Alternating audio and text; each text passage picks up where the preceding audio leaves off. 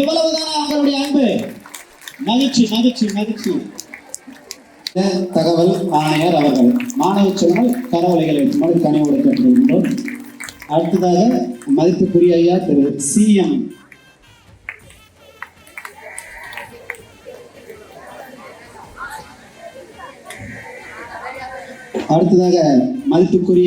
CM Natesan ஐயா அவர்கள் MSc LLB மாநில தகவல் ஆணையர் ஐயா அவர்கள் மாணவ செல்வங்கள் கரவொலியை எழுப்புமாறு கனிவோடு கேட்டுக்கொள்கின்றோம்.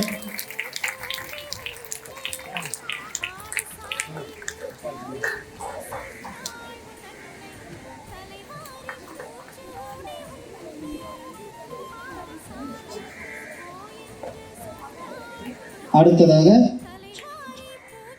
மதிப்புக்குரிய ஐயா திரு பாண்டியன் ஐபிஎஸ் ஐயா அவர்களுக்கு நமது முன்னாள் மாணவர் சங்கம் சார்பிலே மரியாதை செய்யும் நிகழ்வு.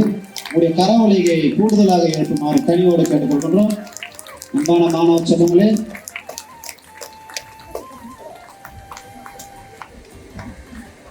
இந்த சான்றோர்கள் எல்லாம் வருகை புரிந்து நம்மை பெருமைப்படுத்த வைக்கிறார்கள். இந்த சான்றோர்களுக்கு நெஞ்சாக நன்றிகள். கரவொலியை மீண்டும் எழுப்புமாறு அன்போடு கனியோடு கேட்டுக்கொள்கின்றோம். தன்னுடைய கடுமையான பணிச்சூழலுக்கு இடையிலும் நேரத்தது பாண்டியன்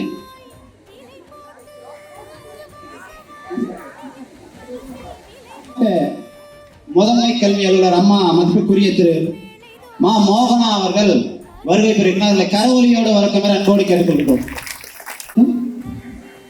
குட் மார்னிங்.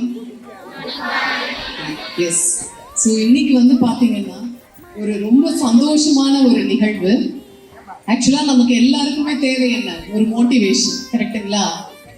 நமக்கு முன்னாடி படித்தவங்க என்ன படிச்சிருக்காங்க, எந்த நிலையில இருக்காங்க அப்படின்னு அவங்கள பார்த்துட்டு நமக்கு ஒரு ஆர்வம் வரும்.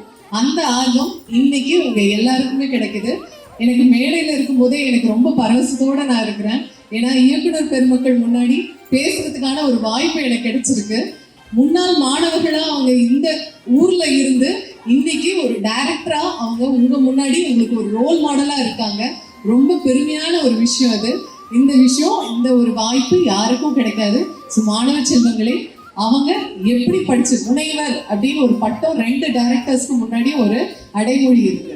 அவங்க இப்ப எந்த படிப்பு படிச்சு இந்த ஊர்ல சின்ன ஊர்ல இருந்து இன்னைக்கு எவ்வளோ ஒரு போஸ்டிங்ல பெரிய பொசிஷன்ல இருக்காங்கன்றத நம்ம பார்க்கணும். அதுக்கப்புறம் இன்னைக்கு ஆர்டிஐ கமிஷனர்ஸ் வந்திருக்காங்க. சார் சொன்ன மாதிரி ஏற்கனவே நானும் ஒரு தடவை போய் ஆர்டிஐல தகவல் கேட்டதுல சரியான பதில் கொடுக்காம சார் கிட்ட நானும் பனிஷ்மெண்ட் வாங்கியிருக்கேன். ஆக்சுவலா அது என்னுடைய பீரியட்ல இல்லை, எனக்கு முன்னாடி இருந்த சிஓ ரிப்ளை கொடுக்காம விட்டுட்டாங்க. ஸோ இவ்வளோ பெரிய பெருமக்கள்லாம் அவங்க பேச போறதை கேட்டு கண்டிப்பா நாளைக்கு நீங்களும் இவங்கள மாதிரி மேடையில நீங்க அலங்கரிக்கணும் அப்படின்றத நான் கேட்டுக்கிறேன். மாணவ செல்வங்களை பார்க்கும்போது உண்மையாவே ஓல்டு ஸ்டூடெண்ட் 12th முடிச்சுட்டு வெளியே போன குழந்தைங்க அங்க டீச்சர்ஸ் கிட்ட அன்பா போய் பேசுறது பார்க்கும்போது ரொம்ப ஆசையா இருந்தது. இந்த வாய்ப்பு யாருக்கு கிடைக்கும்னா ஆசிரியர்களுக்கு மட்டும்தான் கிடைக்கும். சிஓடிஓக்கெல்லாம் கிடைக்க வாய்ப்பே இல்லை. ஸோ இந்த மாணவ செல்வங்களை உருவாக்கின ஆசிரியர் பெருமக்களுக்கு கோடான கோடி நன்றிகளை நான் தருணத்துல தெரிவித்துக் கொள்கிறேன். அடுத்த வருடம் கண்டிப்பா கேர்ள்ஸ் ஸ்கூல் பாய்ஸ் ஸ்கூல் 2 பேருமே 100% தேர்ச்சி விழுக்காடை கொடுத்து அடுத்த தடவை நீங்க ஸ்டேஜ்ல நிக்கணும்ன்றதை நான் கேட்டுக்கிறேன். நன்றி, தேங்க்யூ. செயல்பாடுகளை பற்றி ராணிப்பேட்டை மாவட்டத்தில் குறிப்பிட வேண்டும் என்றால், இது 8ஆம் வகுப்பு மாணவர்கள் NMMS என்ற தேர்வை வருடந்தோறும் எழுதுகிறார்கள். அந்த தேர்வில் எழுதி தேர்ச்சி பெற்றால் 9, 10, 11, 12 ஆகிய 4 ஆண்டுகளுக்கு மாதந்தோறும் 1000 ரூபாய், ஏறக்குறைய 48,000 ரூபாய்கள் பரிசு வரும். நமது ராணிப்பேட்டை மாவட்டம் இந்த NMMS தேர்விலே பின்தங்கி இருக்கிறது என்பதற்காக ஒரு சிறப்பு கவனம் எடுத்து பள்ளி கல்வித்துறை தொடக்க கல்வித்துறையை இணைத்து ராணிப்பேட்டைக்குரிய 8 ஒன்றியங்களிலும் 4 நாளாக பிரித்து மனத்திறன் தேர்வுக்கு 2 நாள்கள் பயிற்சி, படிப்பறிவு திறன் தேர்வுக்கு 2 நாள் பயிற்சி ஆசிரியர்களை கொடுத்து ஒவ்வொரு வாரமும் வெள்ளிக்கிழமையிலே பள்ளி அளவிலே தேர்வுகளை நடத்த வேண்டும். அதில் மதிப்பீடு செய்வது சிரமமாக இருக்கிறது என்பதை கருத்தில் கொண்டு அதற்காக தனி வல்லுநர்களை அமைத்து அதற்கு ஆசிரியர்களுக்கு பயிற்சி கொடுத்து ஒவ்வொரு வாரமும் மதிப்பீடுகளை எளிமையாக்கி பல்வேறு விதமான தன்னால் எந்த செயல்களை செய்ய முடியுமோ அதை விட கூடுதலாக செய்து இந்த ஆண்டு ராணிப்பேட்டை மாவட்டம் என்எம்எம்எஸ் தேர்விலே முதல் நிலை பெற வேண்டும் என்று கடுமையான முயற்சி செய்து கொண்டதால் அவர்களுக்கு இந்த நேரத்தில் மாணவ செல்வங்கள் கரவொலி எழுத்துமாறு நான் கனிவோடு கேட்டுக்கொள்கிறேன். அம்மா அவர்களுடைய ஊக்கத்தால் நானும் எங்கள் பள்ளியில் சிறப்பாக செயல்பட முயற்சி செய்து கொள்கிறேன். நன்றி. அடுத்ததாக நம் அனைவருடைய எதிர்பார்க்க இருக்கக்கூடிய சிறப்பு விருந்தினர்கள் முதன்மையானவராகும் வருடந்தோறும் தன்னுடைய கருத்துக்களாலும் பேச்சுக்களாலும் எண்ணங்களாலும் சொற்களாலும் செயல்களாலும் சிந்தனையாலும் நம்மை பெருமைப்படுத்துகின்ற மதிப்புக்குரிய ஐயா முனைவர் மோ பாண்டியன் ஐபிஎஸ் அவர்களை சிறப்புரையாற்ற வருமாறு பணியுடன் கேட்டுக்கொண்ட வருக வருக உங்கள் கரவொலியை கூடுதலாக தருக தருக என்று நான் கோரி கேட்டுக்கொண்டேன். ஆண்கள் முருகலங்கட ஆண்கள் மேல்நிலைப் பள்ளியில் ஒவ்வொரு ஆண்டும் அதிக மதிப்பெண் பெற்ற மாணவ மாணவிகளுக்கு ஊக்கத்தொகை பரிசளிப்பு விழா வந்து முழு அர்ப்பணிப்புடன் நடந்து வருகிறது. இன்றைய விழாவில் தலைமை தாங்கியுள்ள மாநில தகவல் ஆணையர்கள் திரு விபிஆர் இளம்பரதி, அடுத்தது வந்து திரு சிஎம் நடேசன் சார். இவங்க 2 பேருமே வந்து நம்ம குருராஜப்பேட்டை வந்து பெரிய ஊர் டவுன், இதை விட ரொம்ப குக்கிராமத்தில் அரசு பள்ளியில் படித்து இருவருமே வந்து வழக்கறிஞர்களாக மாறி பணியேற்று சிறப்பாக பணிபுரிந்துள்ளார்கள். எதுக்காக சொல்லணும்னா, நம்ம வந்து சென்னைக்கு அருகாமையில் இருக்கும். ஆனால் திரு இளம்பரதி அவர்களுடைய சொந்த ஊர் வந்து விருதுநகர் மாவட்டம் ராஜபாளையம் பக்கத்தில் கிராமம் சத்திரப்பட்டி. அதே மாதிரி நம்முடைய திரு நடேசன் சார், அவருடைய சொந்த ஊர் எதுன்னு கேட்டோம்னா திருவண்ணாமலையில் செங்கத்துக்கு போகிறதே கஷ்டம். 3-4 பஸ்ஸு மாறி போகணும். ஜவாது மலையுடைய அடிவாரம், ஜவாது மலையுடைய அடிவாரத்தில் கிராமத்தில் வந்து பிறந்த வளர்ந்து அங்குள்ள அரசு பள்ளியில் படித்து இன்று இந்த அளவுக்கு வந்து முன்னேறியுள்ளார்கள். திரு நடேசன் சார் அவர்கள் வந்து அவர் சொல்லப்போனால் அவர் வந்து ஆசிரியர் ஆகணும் அப்படின்னு சொல்லிட்டு எம்எஸ்சி ஜுவாலஜி படிச்சிருக்காரு. கொஞ்சம் சீப்பாக இருந்த பிஎட் முடிச்சுட்டு அரசு பள்ளியில் வந்து முதுகலை விலங்கியல் ஆசிரியராக இருந்திருப்பார். ஆனால் அவர் வந்து வழக்கறிஞர் ஆக வேண்டும் என்ற ஒரு குறிக்கோளுடன் அதுக்கு பிறகு பிஎல் படித்து நம்ம சென்னை மற்றும் கர்நாடகா உயர்நீதிமன்றங்களில் வந்து சிறந்த வழக்கறிஞராக பணியாற்றி இருக்கிறார். அதே போல் நம்முடைய திரு இளம்பரதி அவர்களும் வந்து சென்னை உயர்நீதிமன்றத்தில் அரசு வழக்கறிஞராக பணிபுரிந்துள்ளார். இவருடைய பணிகளை பாராட்டும் விதமாக அரசு அவர்களுக்கு வந்து இந்த பதவி வந்து வழங்கியுள்ளது. அந்த பதவியினுடைய சிறப்பை பற்றி நம்முடைய இயக்குனர் திரு குப்பசாமி அவர்கள் விளக்கமாக கூறினார்கள். இந்த விழாவிற்கு நம்முடைய அழைப்பை ஏற்று பல்வேறு பணி சுமைகளுக்கு இடையே 2 தகவல் ஆணையர்களும் இந்த நிகழ்ச்சியில் தலைமையேற்று நம்மளை சிறப்பித்துள்ளார்கள். அவர்கள் வந்து இந்த நிகழ்ச்சிக்கு வந்தது வந்து நமக்கும் சுற்றுவட்டமுள்ள இந்த கிராம மக்களுக்கும் ஆசிரியர்களுக்கும் மாணவருக்கும் அனைவருக்கும் இது வந்து ஒரு பெருமையான நிகழ்வு. அடுத்து திரு கண்ணப்பன் அவர் வந்து இன்னும் சில நாட்களில் வந்து ஓய்வு பெற உள்ளார்கள். அடுத்து திரு குப்புசாமி அவர் இயக்குனர். இவர்கள் இருவரை பற்றி சொல்ல வேண்டும் என்றால் ரொம்ப எளிய பின்புலத்தில் இருந்து கஷ்டப்பட்டு படித்து இந்த அளவுக்கு வந்து பதவிக்கு வந்துள்ளார்கள். இப்போ மேடையில் விட்டிருக்கக்கூடிய இவ்வளவு பேர் பார்க்கும்போது மாணவர்களாக உங்களுக்கு வந்து என்ன தோணணும்னா, நம்மளும் இந்த மாதிரி படித்து எதிர்காலத்தில் ஒரு உயர்ந்த பதவிக்கு வந்து அது நீங்கள் என்னென்ன துறை படிக்கிறீங்களோ அந்தந்த துறையில் உயர் பதவிக்கு வந்து நாட்டுக்கும் நாட்டு மக்களுக்கும் வந்து சேவையாற்ற வேண்டும் என்று கேட்டுக்கொள்கிறேன். அடுத்ததாக மாவட்ட முதன்மை கல்வி அலுவலர் திருமதி மோகனா, உங்களுக்கு வந்து புதுதாக ஸ்லிப் டெஸ்டா அப்படின்னு ஒரு டெஸ்ட்டை வந்து அறிமுகப்படுத்தி உள்ளார்கள். அது உண்மையிலேயே வந்து ஒரு நல்ல கான்செப்ட். ஆனால் நம்ம மெட்டம் கோட்டலி ஆப்பலிக்கு அப்புறம் இடையில படிக்க மாட்டோம். ஆனால் ஒவ்வொரு பாடத்தையும் வந்து படித்து அதில் மதிப்பெண் எடுக்கணுன்றது ஒரு புது கான்செப்டை கொண்டு வந்திருக்கிறார்கள். ஐ திங்க் அது இந்த மாவட்டத்தில் தான் இருக்குதுன்னு நினைக்கிறேன். அது ஒரு சிறந்த ஒரு திட்டம். அந்த திட்டத்தின்படி நீங்கள் மாணவிகள் வந்து ஃபாலோ பண்ணீங்களான்னு இந்த ஆண்டு பொதுத் தேர்வில் 100% தேர்ச்சி என்பது கூட செகண்டரி. ஒவ்வொரு பாடத்திலையும் வந்து 99, 98, 100 வந்து சகஜமாக வந்து எடுக்கலாம். அந்த மாதிரி ஒரு நல்ல திட்டம். மேலும் இந்த நிகழ்வுக்கு வந்துள்ள தலைமை ஆசிரியர்கள், மாணவிகள், முன்னாள் மாணவர் சங்கத்தினர், பெற்றோர்கள் அனைவருக்கும் என்னுடைய நன்றியை தெரிவித்துக் கொள்கிறேன். இந்த சுற்று வட்டாரத்தில் இது போன்ற ஒரு நிகழ்ச்சி நமக்கு கண்ணு கேட்டிய தூரம் அல்லது காதல் கேட்ட அளவுக்கு இவ்வளோ ஒரு சிறப்பான நிகழ்வு வந்து பரிசளிப்பு விழா வந்து நடைபெறுவது இல்லை. நடைபெறும், இந்த அளவுக்கு வந்து நடைபெறுவதில்லை. இப்போ முன்னாள் மாணவர் சங்கத்தை சேர்ந்த அனைவரும் வந்து ஒவ்வொரு ஆண்டும் இதை ஒரு கொள்கையாக வைத்து எடுத்து இந்த நிகழ்ச்சியை வந்து மிக சிறப்பாக நடத்தி வருகிறார்கள். ஆகையால் இந்த நிகழ்ச்சி ஏற்பாட்டாளர்கள் அனைவருக்கும்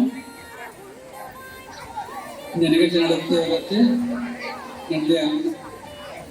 நடத்துவத அனைவருக்கும் இங்கே பாராட்டுதலை தெரிவித்துக் கொள்கிறேன். மாணவிகளை கேட்டுக்கொள்வது என்னவென்றால், ஏதோ படித்தோம், +2 படித்தோம், மார்க் எடுத்தோம் அப்படின்னு இல்லாமல் படிக்கிற பாடத்தை வந்து நல்லா டீப்பாக படித்து என்ற அடுத்த மேற்படிப்பு செல்லும் போது உங்களுக்கு என்ன விருப்பமான பாடமோ அந்த பாடத்தை எடுத்து படித்து அதில் நல்ல சிறப்பாக மதிப்பெண்களை பெற்று எந்தெந்த துறையில் போகிறீங்களோ அந்தந்த துறைகளில் வந்து நீங்கள் தான் வல்லுநர்கள். பிருந்தா வந்து ஒரு கோர்ஸ் எடுக்குதுன்னா ஒரு 10-15 ஆண்டு பொறுத்து பார்க்கும்போது தமிழ்நாட்டில் இந்த டிபார்ட்மெண்ட்டில் யார் எக்ஸ்பர்ட்டுன்னா அது பிருந்தா தான் அப்படின்னு சொல்லி தெரியணும். ஞான சௌந்தர்யன்னா இந்த துறையில் வந்து ஞான சௌந்தர்யம் தான் பெரிய ஆள், பவித்ரானா பவித்ரா, அந்த மாதிரி ஒவ்வொருத்தர் ஒரு சில பேர்களை சொல்கிறேன். இந்த மாதிரி வந்து இந்த துறைகளில் வந்து நீங்கள் வந்து சிறந்து விளங்க என்னுடைய பாராட்டுதலை தெரிவித்துக் கொள்கிறேன். இப்போ அடுத்து பேச வரக்கூடிய நம்முடைய திரு இளம்பரதி அவர்கள் மிக சிறந்த மேடை பேச்சாளர். மணிக்கணக்கில் பேசினாலும் நம்ம வந்து ரொம்ப நிசப்தமாக கேட்போம். அந்த அளவுக்கு வந்து நல்ல சிறந்த பேச்சாளர். திரு நடேசன் சார் அவர்களும் நான் சிறந்த பேச்சாளர்கள். ஆகையால் அவர்களை இந்த நிகழ்ச்சியில் வந்து மிக அதிக நேரம் பேசுமாறு கேட்டுக்கொள்கிறேன். அனைவருக்கும் நன்றி. பெருந்தகைகளே, கரவலை எழுப்புமாறு அன்போடு கனிவோடு கேட்டுக்கொள்கிறோம். உங்களுடைய அமைதிதான் இந்த நிகழ்ச்சியை வெற்றி. ஆறுமுகம் ஐயா அவர்கள், MS நடராஜன் ஐயா அவர்கள், K ஆறுமுகம் ஐயா அவர்கள், P நரசிம்மன் ஐயா அவர்கள் மேடைக்கு வந்து நிகழ்ச்சியை பார்க்கின்ற பொழுது இந்த கிராமமானது சங்க காலத்தில் வாழ்ந்த கிராமமா இந்த காரி. ஆகவே இந்த சான்றோர்களை அன்போடு வாழ்த்துகின்றோம். 15 ஆண்டுகள் நிறைவு பெற்று 16வது ஆண்டாக இந்த நமது நிகழ்ச்சி. அனைத்து நல்ல உள்ளங்களுக்கும் நன்றி.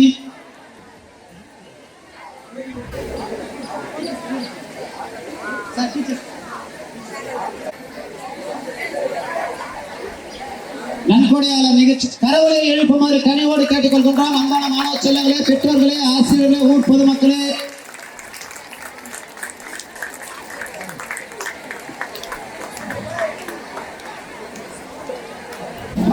அடுத்தது வி பழனி ஐயா அவர்கள், அடுத்ததாக அடுத்ததாக NS சீனிவாசன் பட்டதாரி ஆசிரியர் ஓய்வு, அடுத்ததாக G முனிசாமி ஐயா தலைமை ஆசிரியர் ஓய்வு, திரு C அண்ணாமலை தலைமை ஆசிரியர் அவர்கள் ஓய்வு, அதற்கு அடுத்ததாக K தெய்வயானை பட்டதாரி ஆசிரியர் ஓய்வு. இந்த கொள்ள வேண்டும் இந்த நிகழ்ச்சியின் சார்பாக நாங்கள் அவர்களை வணங்கி கேட்டுக்கொள்கின்றோம். 75 கரவலை எழுப்புமாறு கனிவோடு கேட்டுக்கொள்கின்றோம். அன்பான மாணவ செல்வம், கடவுளின் கருணையால் அவர்கள் ஆய்வுகள் நீடிக்க வேண்டும் என்று நாங்கள் பணிவுடன் இறைவனை பிரார்த்திக்கின்றோம், வேண்டிக் கொண்டிருக்கின்றோம். சான்றோர்கள் பெருந்தகைகள் சுப்பிரமணிய ஐயா அவர்கள், வி பழனி ஐயா அவர்கள், KV முருகேசன் ஐயா அவர்கள், NS சீனிவாசன் ஐயா அவர்கள், GV அண்ணாமலை அவர்கள், K தெய்வானை அவர்கள், இவங்க அனைத்து சான்றோர்களும் தலைமை ஆசிரியர்களும் ஆசிரியர்களாகவும் அரசு பணி ஊழியர்கள் இன்னும் கொஞ்சம் சொல்ல மகிழ்ச்சி மகிழ்ச்சி மகிழ்ச்சி. உங்களுடைய கரவொலிகளே தெரிகிறது. அவர்கள் மிக மிக சிறப்பு. மாணவர்களுக்கு மட்டுமல்லாமல் 75 வயதை கடந்த சான்றோர்களுக்கும் ஆசிரியர் பெருமைகளுக்கும் இந்த நினைவு பரிசு கொடுக்கும் இந்த நிகழ்வு பேர் அன்பிற்கும் பெரும் மரியாதைக்கும் உரிய திரு முனைவர் கண்ணப்பன் அவர்கள். நான் ஏற்கனவே உங்களுக்கு சொன்னேன், பள்ளிக்கல்வித்துறையில் இயக்குநராக 3 முறை இருந்து பல்வேறு திட்டங்களை தீட்டி செயல்படுத்தி துறைக்கு மட்டுமின்றி அரசுக்கும் நல்ல பெயர் ஈட்டி தந்து தம்முடைய கனிவான அணுகுமுறையாலும் எல்லோரையும் எளிதில் அணுகும் ஒரு தன்மையாலும் துறையில் மட்டுமின்றி துறைக்கு அப்பாலும் பல்வேறு தரப்பினரும் நற்பெயர் பெற்றவர். அப்படிப்பட்ட பெருந்தகையாளர் இப்போது உங்களுக்காக மாணவர்களுக்காக சிறப்புரை வழங்கியிருக்கிறார். இந்த மாதத்தோடு பணியிலிருந்தும் ஓய்வு பெற இருக்கிறார். உங்கள் அத்துணை பேரின் சார்பாகவும் அவருடைய பணி ஓய்வு காலம் சிறப்பானதாகவும் மகிழ்ச்சியானதாகவும் நல்ல உடல் நலத்தோடவும் நீண்டதாகவும் இருக்க வேண்டும் என்று ஆண்டவனை பிரார்த்தித்து அன்னாரை உங்களுக்கு வாழ்த்துரை வழங்குமாறு அன்புடன் வேண்டுகிறேன். அவ்வை பிராட்டியார் தமிழகத்தை ஆண்ட மூவேந்தர்களை பற்றி குறிப்பிடுகின்ற போது, வேழம் உடைத்து மலைநாடு மேதக்க சோழ நாடு சோறு உடைத்து புழியர்கோன் தென்னாடு முத்துடைத்து தென்னீர் வயல் தொண்டை நன்னாடு சான்றோர் உடைத்து என்று பாரதம் பாடிய பெருந்தேவனார் பெரிய புராணமும் பெரிய புராணத்தை பாடிய சேர்க்கையாரும் திருக்குறளுக்கு உரை எழுதிய பரிமேலழகரும் வைணவ ஆச்சாரியாக இருந்து நேரடியாக கடவுளை மக்களுக்கு தொடர்பு கொண்டு பெரிய ஆச்சார் ராமானுஜரும் வெண்பாவில் வல்ல புகழேந்தியும் முதல்ல பெரிய சான்றோர்களை கொண்டதுதான் தொண்டை நாடு.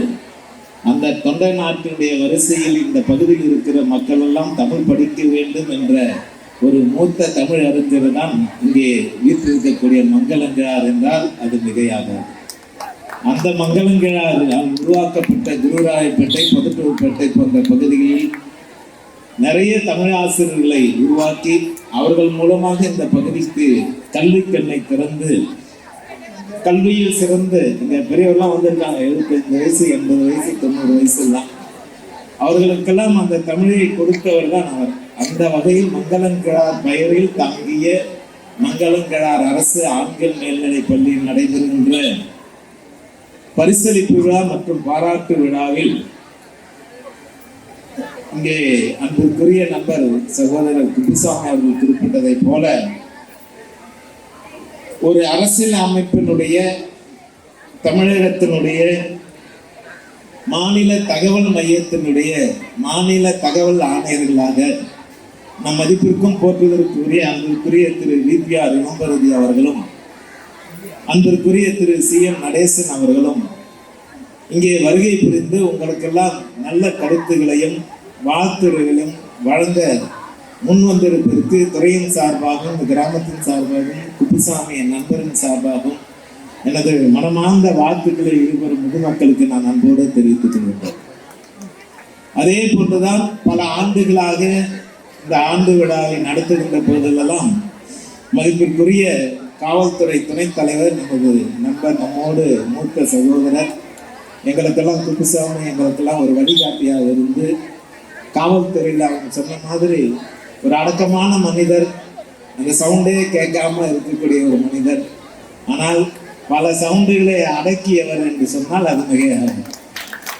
ரொம்ப அற்புதமாக முன்னாள் முதலமைச்சர் மாண்புமிகு ஜெயலலிதா அம்மையாரோடு அவர்கள் அந்த நுண்ணறிவு பிரிவில் பணியாற்றி ரொம்ப அற்புதமாக அந்த பணியில சிறப்பு சேர்த்தவர். குறிப்பிட்டதை போல குடியரசுத் தலைவனுடைய பதக்கத்தை பெற்றவர். நம்ம பார்ப்பதற்கு ரொம்ப ஆசையா இருக்கும், ஆனால் பல விருதுகளையும் வெற்றிகளையும் பெற்று நம்மோடு இங்கே இணைந்திருக்கின்றார்கள். அதெல்லாம் உங்களுக்கு கிடைத்த ஒரு வாய்ப்பு. இந்த அளவுக்கு குறிப்பிடுவதற்கான காரணம் என்னன்னா, ஏற்கனவே குப்புசாமி அவர்கள் சொன்னதை போல எதிரே அமர்ந்திருக்கக்கூடிய குழந்தைகள் இவர்களை போல நீங்க பின்னாடி யாராவது ஒருவர் வந்தீங்கன்னா இந்த நிகழ்ச்சியினுடைய வெற்றி அங்குதான் இருக்குது என்பதை நான் சொல்லிக்கொள்ள கடமைப்பட்டிருக்கின்றேன். நான் அந்த வகையில் அன்பு குழந்தைகளே, அறநெறிச்சாரத்தினுடைய ஒரு பகுதியில் என்ன சொல்ல வராங்கன்னா, எப்பிறப்பாயினும் ஏமாப்பொருவர்க்கு மக்கட் பிறப்பில்லை, அப்பிறப்பில் கற்றதும் கற்றவை கேட்டதும் கேட்டதும் நிற்றலும் கூடப்பெறி. கற்றலும் கற்றவை கேட்டலும் கேட்டதும் நிற்றலும் கூடப்பெறின் அப்படின்னு சொல்றாங்க. இதையதான் பின்னாடி வந்த திருவள்ளுவர் ரொம்ப இன்னும் சுருக்கமா எளிமையா புரியுற மாதிரி கற்க கசடர கற்பவை கற்றபின் நிற்க அதற்கு கதை. ஏன்னா ஒரு கல்வியை ஒரு குழந்தைக்கு தந்து விட்டோம்னால் அந்த கல்வியின் மூலமாக உயர்ந்து கற்றதன் வழியை நடத்துதல். அதுதான் அன்பு சார் குப்பிசாமி பேசுகின்றது நல்லா சொன்னார்.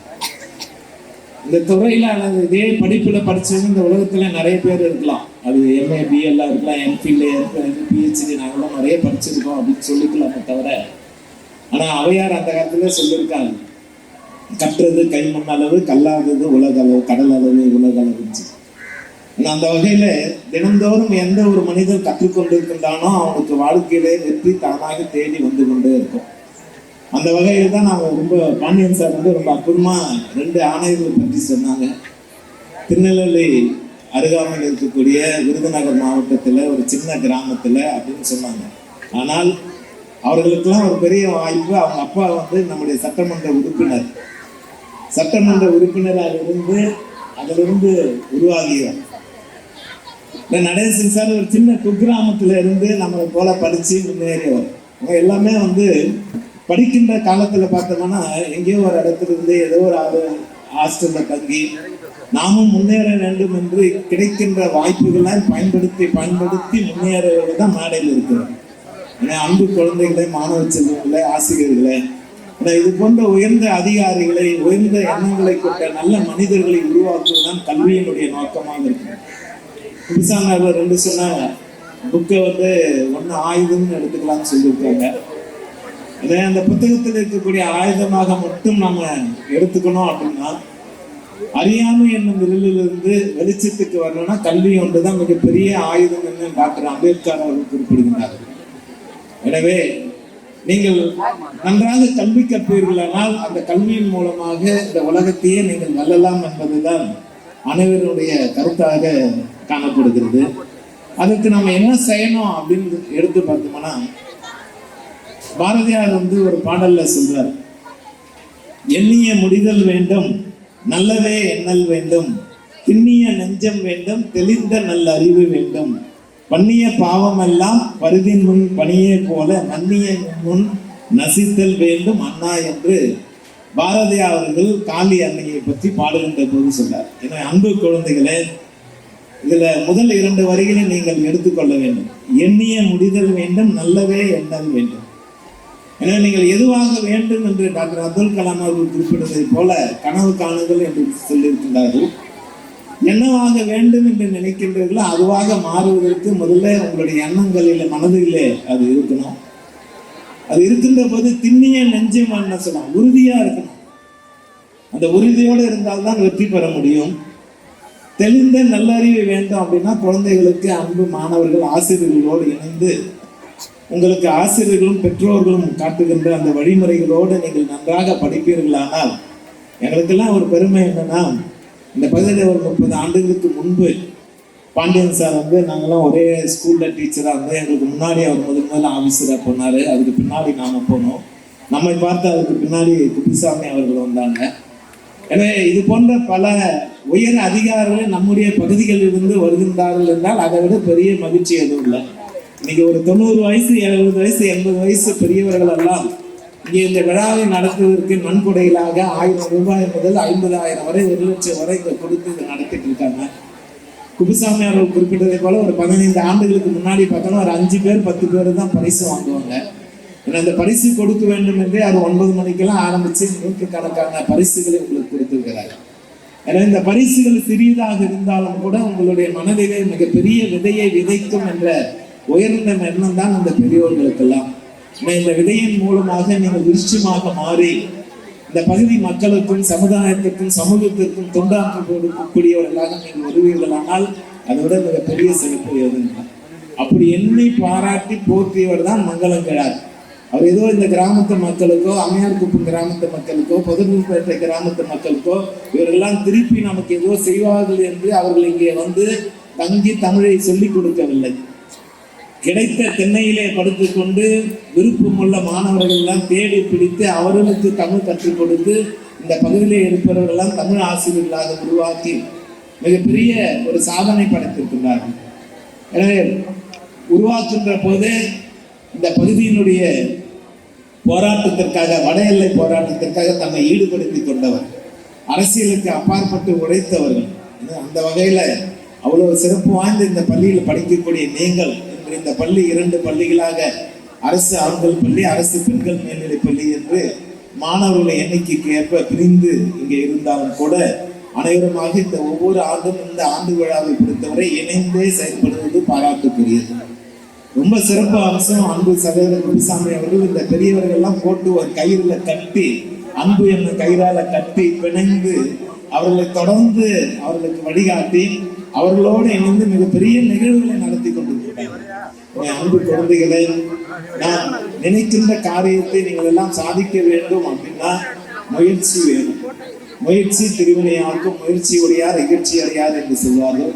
அந்த வகையில நீங்கள் நல்ல முயற்சியை எடுத்துக்கொள்வீர்களானால் நீங்கள் எல்லாம் சாதனை படைக்கக்கூடிய குழந்தைகளாக, சாதனை படைக்கக்கூடிய மனிதர்களாக, அப்படி சாதனை படைக்கிறதுக்கான ஒரு முன் உதாரணம் தான் இங்க கொடுத்துருக்கோம்.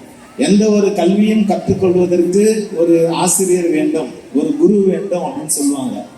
அந்த குருவினுடைய முன்னணியில நாம முன்னேற வேண்டும் அப்படின்றதுதான்.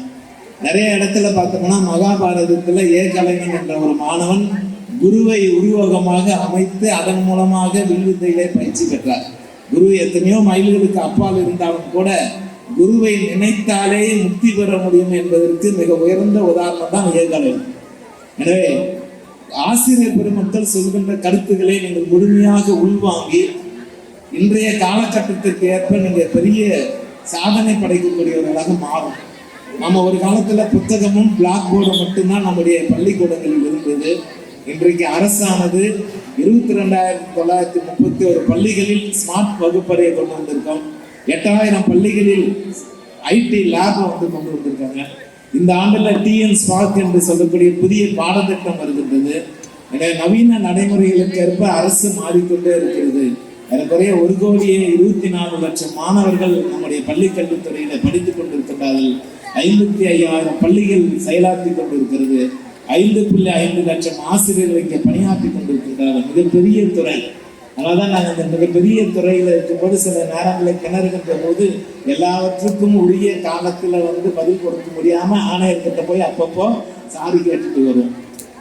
நம்மையும் கூட ஆணையரை வந்து எங்களுடைய அலுவலக நண்பர் ஒருவர் சரியாக அந்த அலுவலகத்தில் நடைபெறாததுக்காக நம்மளை அழைத்திருந்தார்கள். அப்போது நம்மை பெயரை கேட்ட உடனே தொலைபேசியில் பேசி தயவுசெய்து நீங்கள் வர வேண்டாம், அவர்கள் வந்து அறிவுரை மட்டும் வழங்குன்னு சொல்லி மிகப்பெரிய மனதோடு இளம்பரதி அவர்கள் அங்கே அந்த வாய்ப்பு கொடுத்திருக்காங்க. ஏன்னா இதெல்லாம் ஒரு பெரிய மனசு. எனவே நடத்தை என்பது ரொம்ப முக்கியம். நம்ம எத்தனை கற்றறிந்த அறிஞர்களாக மாறினாலும் கூட அந்த பண்பு இருக்கு பாருங்க, அந்த பண்புக்கு ஈடு இணை எதுவுமே கிடையாது. ஏன்னா அன்பு குழந்தைகளே, இவர்களை போல மேடையில் அமர்ந்திருக்கக்கூடிய மாநில ஆணையர், நம்முடைய டிஐஜி சார், மேடையில் இருக்கக்கூடிய டைரக்டர்ஸ், சிஓ புதுசாக வந்திருக்காங்க மோகனா, அவங்க ரொம்ப அற்புதமாக ராணிப்பேட்டை மாவட்டத்தில் மிக சிறப்பாக பணியாற்றுவதாக ஒவ்வொரு நாளும் அங்கே கிடைத்து கொண்டிருக்கின்றது. இங்கே பேசுகின்ற ஆசிரியர் கூட NMMS அதிக பயிற்சி பெற வேண்டும் என்பதற்காக நல்ல வழிகாட்டியாக இருக்கின்றார்கள். இது போன்ற அலுவலர்கள் பணியாற்றுகின்ற போது கிராமத்தில் இருக்கக்கூடிய குழந்தைகள் இந்த கல்வியின் மூலமாக உயர்ந்த நிலைக்கு வர வேண்டும் என்பதுதான் டாக்டர் அப்துல் கலாமுடைய கனவு. இந்தியா வல்லரசாக நாடாக மாற வேண்டும் என்றால் எதிரே அமர்ந்திருக்கக்கூடிய குழந்தைகள் எல்லாம் அறிவில் அறிஞர்களாக, வல்லுநர்களாக, பொறியாளர்களாக, ஆட்சியாளர்களாக, IPS அதிகாரிகளாக, IAS அதிகாரிகளாக, மக்கள் பிரதிநிதிகளாக நீங்களெல்லாம் வர வேண்டும் என்ற எண்ணம் என்றால் அதற்கு கல்வியும் ஒரு உறுதுணையாக உங்களுக்கு அமையும். கல்வியின் மூலமாக உங்களுடைய உயர்ந்த நிலைக்கு செல்கின்ற போது உங்களுடைய பொருளாதார நிலை மாறும், உங்களுடைய குடும்ப சூழ்நிலை மாறும், உங்கள் குடும்பத்தின் மூலமாக அடுத்த ஜெனரேஷன் அடுத்த நிலைக்கு செல்லும். அதுதான் ரொம்ப முக்கியம். எனவே இப்படி ஒவ்வொரு நாடும் அல்லது ஒவ்வொரு கிராமம் இது போன்ற குக்கிராமங்கள் எல்லாம் உயர்கின்ற போது நாடு செம்மையடையும். நாடு செம்மையடைகின்ற போது உலக அளவில் இந்தியாவுடைய பெருமையும் தமிழகத்தின் பெருமையும் மிக உயர்ந்த நிலைக்கு எடுத்துச் செல்ல முடியும் என்பதை மட்டும் சுட்டிக்காட்டி, அன்பு குழந்தைகளே, உங்களுடைய சாதனை படைப்பதற்கு வானமே எல்லை எல்லை. இதுக்கு தனியா ஒரு லிமிட் எல்லாம் கிடையாது. நீங்க அந்த எல்லை வரைக்கும் உடைக்கணும். ஒரு இலக்கை நோக்கி, அதுதான் விவேகானந்தர் சொல்கின்ற போது சொல்கின்றார்கள், அரைஸ் அவை stop not till the goal is reach. எனவே ஒரு கோலை நீங்க மையமா வைத்துக் கொண்டு அந்த கோலை நோக்கி உங்களுடைய லட்சிய பாதை, அந்த லட்சிய கனவு, அந்த உழைப்பு இருக்குமானால் கண்டிப்பாக நீங்கள் அந்த உயர்வுக்கு செல்ல முடியும். அதற்கு உதாரணங்களே மேலே இருக்கக்கூடிய அத்தனை சான்றோர் பெருமக்கள் என்பதை மட்டும் மீண்டும் சுட்டி காட்டி, பல ஆண்டுகளாக மிக அற்புதமாக இணைந்து செயலாற்றி கொண்டிருக்கிற பழனி சார், கோதண்டம் சார், எல்லாம் நிறைய பேர் பழனி சார் எல்லாரும் இருக்காங்க. எல்லோருக்கும் இந்த கிராமத்துடைய பெரியவர்கள் சார்ந்தவர்களாகவும் நமக்கு மூத்த ஆசிரியர் பெருமக்கள் அவர்களுக்கும் இந்த இனிய நேரத்தில் பள்ளிக்கல்வித்துறை சார்பாக எனது தனிப்பட்ட முறையிலும் மனமார்ந்த வாழ்த்துக்களை பாராட்டுகளை தெரிவித்துக் கொண்டு, இந்த கிராமப்புற பள்ளியில் படிக்கக்கூடிய அத்துணை மாணவர்களும் சிறந்தவர்களாக வல்லவர்களாக உயர வேண்டும். அதற்கு மகாகவி பாரதியினுடைய பாடலை மட்டும் நான் சொல்லி முடிக்கின்றேன். எத்தனை பேர் நீங்கள் மருத்துவர்களாக பெரியாளராக வர வேண்டும் என்ற பெற்றோர்களும் ஆசிரியர்களும் நினைத்தாலும் கூட நீங்கள் நினைக்க வேண்டும், நீங்கள் உறுதி கொள்ள வேண்டும் என்ற வகையிலே பாரதியார் மனதிலே உறுதி வேண்டும், வாக்கினிலே இனிமை வேண்டும், கனவு மெய்ப்பட வேண்டும் என்ற வகையில் உங்களுடைய கனவு மெய்ப்படுவதற்கு கல்வி மிக சிறந்த உறுதுணையாக அமையும் என்று சொல்லி உங்களுக்கெல்லாம் எனது மனமார்ந்த வாழ்த்துக்களை பாராட்டி தெரிவித்துக் கொண்டு இந்த இணைய வாய்ப்புக்கு நன்றி கூறி விடைபெறுகிறேன். நன்றி.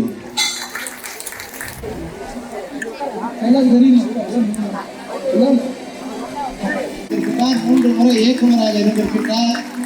அவருடைய வாழ்நாள் நீடித்து இருக்க வேண்டும் என்று அன்போடு கேட்டுக்கொண்டு கரவலையோடு ஐயா அவர்கள் வாழ்க வாழ்க நூற்றாண்டு காலம் கடந்து வாழ வேண்டும் என்ற நேரத்தில் நாங்கள் கையோடு கேட்டுக்கொள்கிறோம். பார்க்க முடியுமா? பார்க்கலாம். நம்ம மனசை நம்ம பார்க்க முடியுமா? சொல்லுங்கம்மா.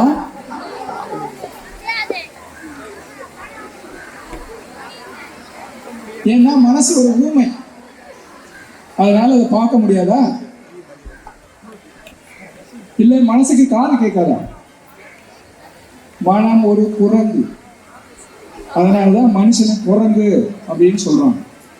நம்ம மனசு என்ன சொல்லும் அல்லது என்ன செய்யும்னா, நாம ஃபர்ஸ்ட் மார்க் எடுக்கணும் அப்படின்னு சொல்லி இவங்கெல்லாம் சொல்றாங்களே, நம்ம வீட்டுக்கு போயிட்டு இனிமே நம்ம அப்பா அம்மா சொல்றபடி கேட்கணும், டீச்சர் சொல்றபடி கேட்கணும், எப்படியாவது அடுத்த பரீட்சையில நம்ம ஃபர்ஸ்ட் மார்க் எடுத்துடணும் அப்படின்னு சொல்லி மனசோட ஒரு பக்கம் சொல்லு. உடனே இந்த பக்கம் அப்புறம் பார்த்துக்கலாம். இப்போ என்னென்ன நடக்குது, அந்த கேமராமேன் அதை அட்ஜஸ்ட் பண்ணிட்டு இருக்கிறாரு, அதனால ஏதோ பேசிட்டு இருக்காரு, சாரை கோட்டை அட்ஜஸ்ட் பண்றாரு, சொக்கனை இங்க கை காட்டிக்கிட்டு இருக்காரு அப்படின்னு மனசு அப்படியே அள்ளி பாஞ்சுக்கிட்டு. இந்த மனசை யாரு கண்ட்ரோல் பண்றானோ அவன் தான் ஜெயிக்கிறான். மனசை அலை பாய விடுறவங்க வாழ்க்கையை அலை பாஞ்சுக்கிட்டே இருக்கும். மனசை கண்ட்ரோல் பண்ணி நம்முடைய லட்சியம் என்ன, சார் சொன்னார் இல்லையா, உங்களுடைய இலக்கு நீங்க வச்சுக்கணும் அப்படின்னு சொல்லி, நம்மளுடைய லட்சியம் என்ன, அதை அடைவதற்கான வழி என்ன. ஒரு பக்கம் அது நம்மளால முடியாதுன்னு மனசு சொல்லும், இன்னொரு பக்கம் முடிச்சே காட்டுவோம் அப்படின்னு மனசு சொல்லும். முடிச்சே காட்டுவோம் அப்படிங்கிறது நீங்க எடுக்கணும். ஐயோ அது ரொம்ப கஷ்டமாச்சே அப்படின்னு சொல்லுவோம்.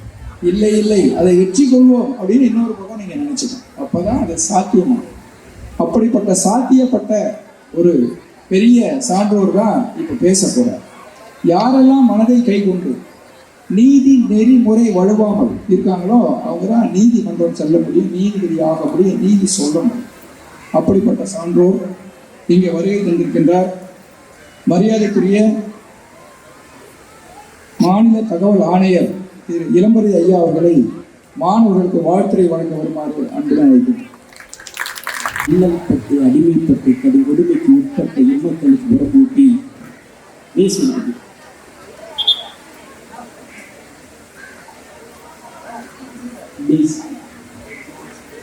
அல்லல்பட்டு அடிமைப்பட்டு கடும் கொடுமைக்கு உட்பட்ட எம்மக்களுக்கு உரமூட்டி தாழ்ந்த தலைகளை நிமிர செய்து வாழ்ந்தால் 6 கோடியும் வாழ்வோம், இல்லை வீழ்ந்தால் 6 கோடியும் வீழ்வோம் என்று என் தாய் தமிழகத்தின் ஒற்றுமைக்கு சூடுரைத்த என் தலைவன் பேரறிஞர் அண்ணாவின் கண் இமைகளை கண்டு வீறு கொண்டு எழுந்த விபிஆர் இளம்பரதி பேசுகிறேன். அனைவருக்கும் என்றும் நிலைத்திருக்கும் என் செந்தமிழின் முதல் வணக்கம்.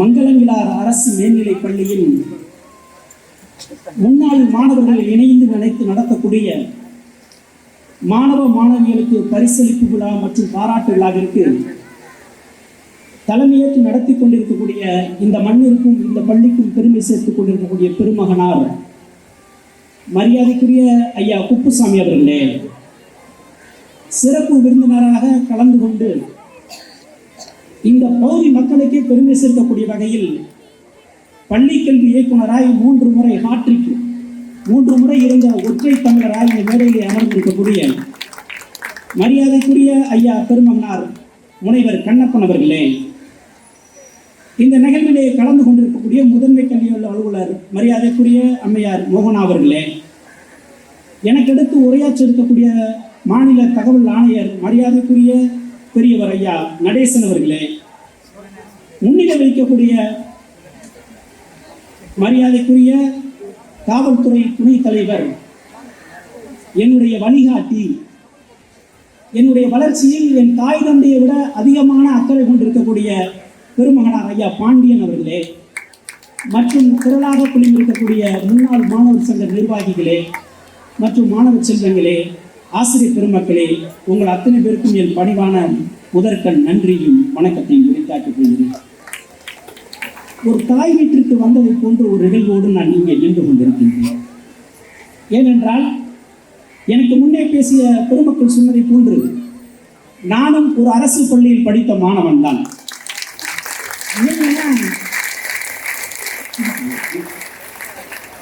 டிவியில் விளம்பரம் சொல்ற மாதிரி சென்னைக்கு மிக அருகில் அப்படிங்கிற மாதிரி சென்னைக்கு மிக அருகில் இருக்கிறீங்க. ஒரு 2 மணி நேரத்தில் நீங்கள் சென்னையை பார்த்துடலாம். நாங்கள்லாம் சென்னை பார்த்தோம்னா உன்னை ஊர்காரம் பார்த்துருக்க மாட்டோம், மெட்ராஸ் எங்கே இருக்குன்னு தெரியாது. அந்த மாதிரி ஒரு கிராமம், சத்திரப்பட்டிங்கிற ஒரு கிராமத்தில் அரசு மேல்நிலையில் பள்ளியில் படித்த பிள்ளை தான் உங்கள் முன்னால் சாட்சியாக இங்கே நின்று கொண்டிருக்கின்றேன்.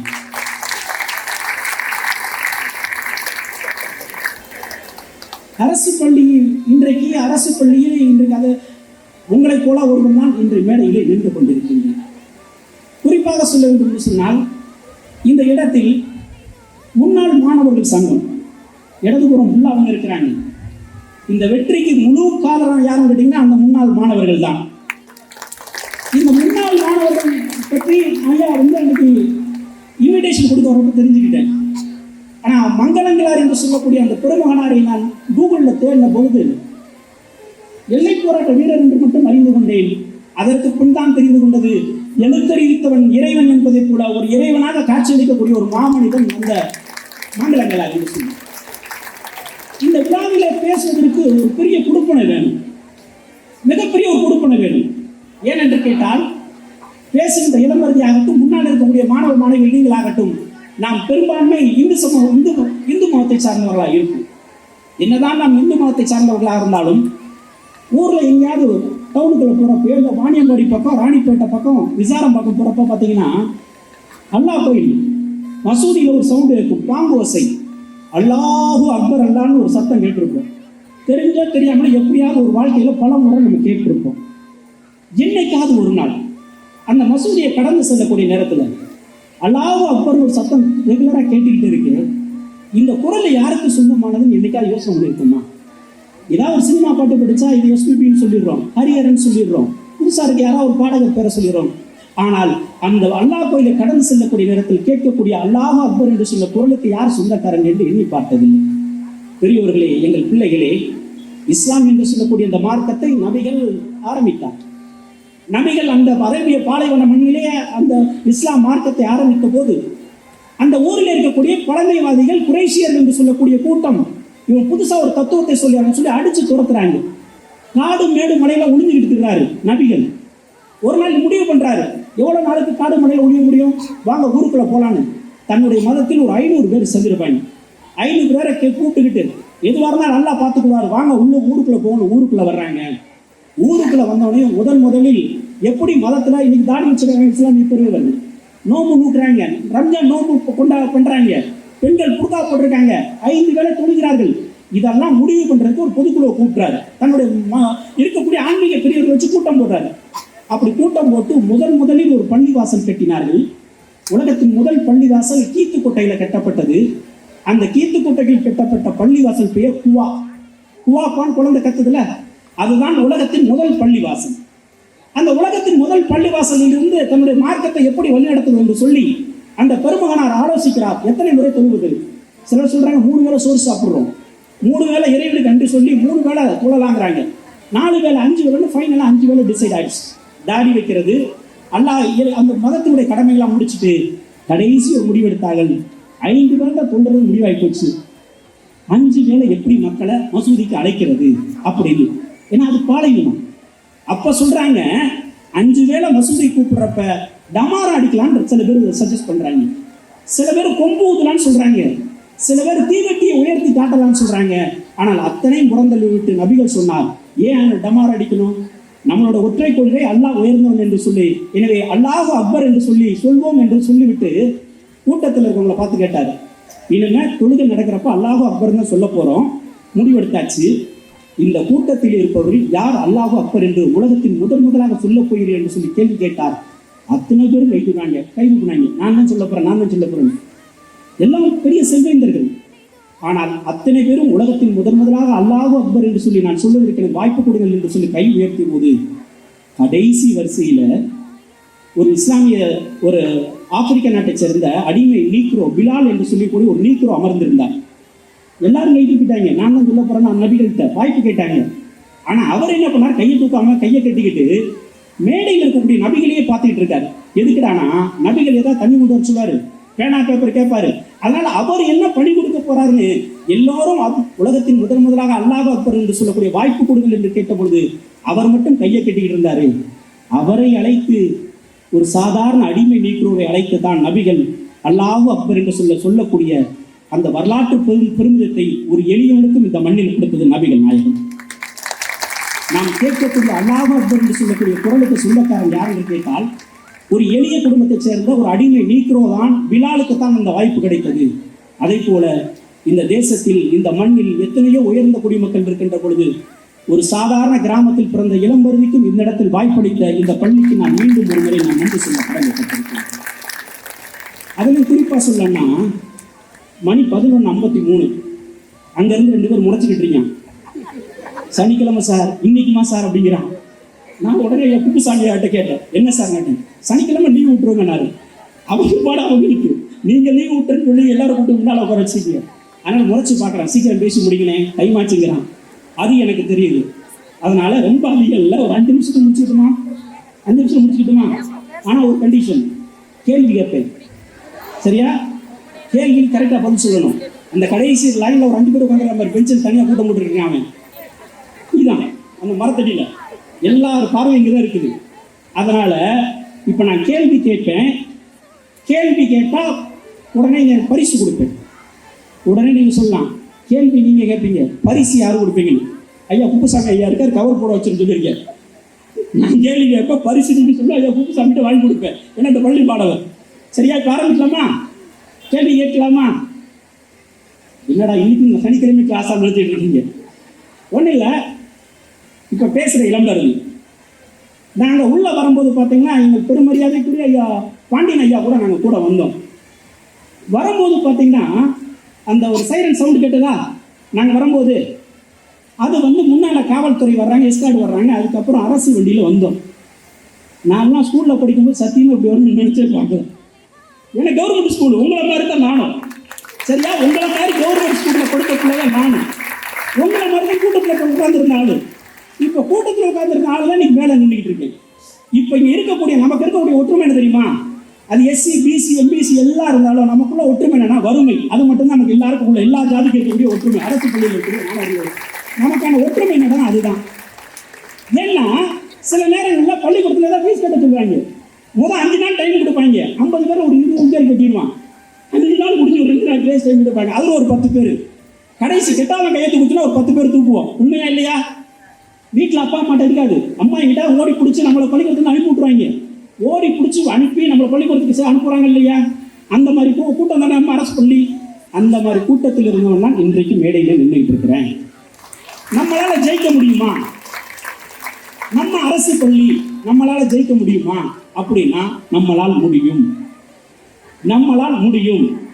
ஏன் முடியும்னு கேட்டீங்க, எப்படி முடியும்னு கேட்டீங்கன்னா, நம்ம பார்த்தீங்கன்னா எல்லாமே ஒரு பொருளாதாரத்தில் பின்தங்கிய குடும்பத்திலிருந்து வர்றோம். அப்பா அம்மாவும் பெரிய ஆபீசர் கிடையாது, இல்லை ஏதோ அன்றாடங்காட்சியாக புழப்பு நடத்திக்கிட்டு இருக்கோம். அன்றாடங்காட்சியாக புழப்பு நடத்துகிற நம்ம ஜெயிக்க முடியுமானா கண்டிப்பாக முடியும். ஏண்டான்னு கேட்டீங்கன்னா, நம்மலாம் குரோட்டன்ஸ் செடி கிடையாது யாரா தண்ணி ஊற்றி வளர்க்குறதுக்கு. நம்மலாம் காட்டு மரம்.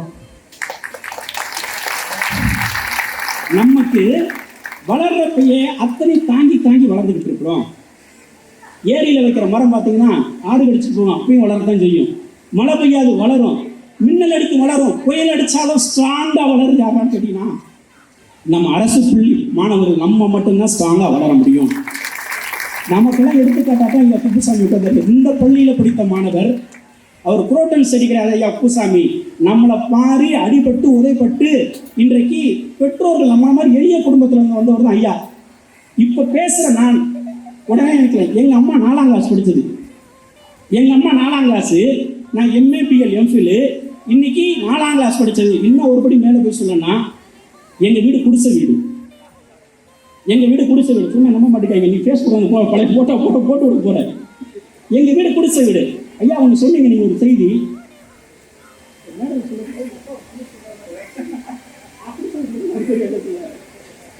ஒரு குடிசை வீட்டிலிருந்து வந்தவன் தான் இன்னைக்கு உங்க முன்னாடி நின்றுக்கிட்டு இருக்கிறேன். இப்படி பார்த்தீங்கன்னா வறுமை நம்மளை எந்த விதத்தையும் வீழ்த்தாது.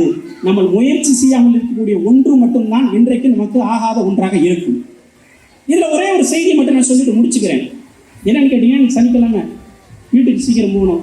எனக்கு அப்புறம் ஐயா ஒரு பெரியவர் இருக்காரு, ஐயா பாண்டியா மன்னிக்கணும் ஐயா நடேசன் ஐயா பேசணும்.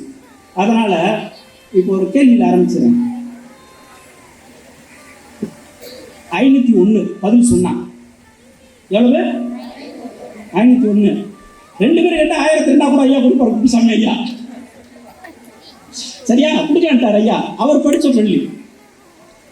எவரெஸ்ட் சிகரத்தில் ஏறினது யாரு? கை தூக்கணும், கூட்டத்தில் சொல்லக்கூடாது. எங்க ஸ்கூல்ல இருந்து யாரும் சொல்லிடாதீங்க. எவரெஸ்ட் சிகரத்தில் முதலாக ஏறியது யார்? கை தூக்கணும். அங்க இருந்து ஒரு கடைசி தூக்கிட்டு இருக்கான் ஸ்கவுட்டு. வா நீதான் சும்மா கேட்டு. சரி ஓகே சொல்லிட்டா சொல்லிடலாமா? கம்பெனிக்கு பரிசு கொடுத்து வச்சு 501 எங்கள்கிட்ட. 1953 மே 29ஆம் தேதி. கையை தூக்கணும். இது வா ராஜாணி, வா உனக்கு நடிக்கிட்டு இருக்கு. வா கமான். ஹலோ.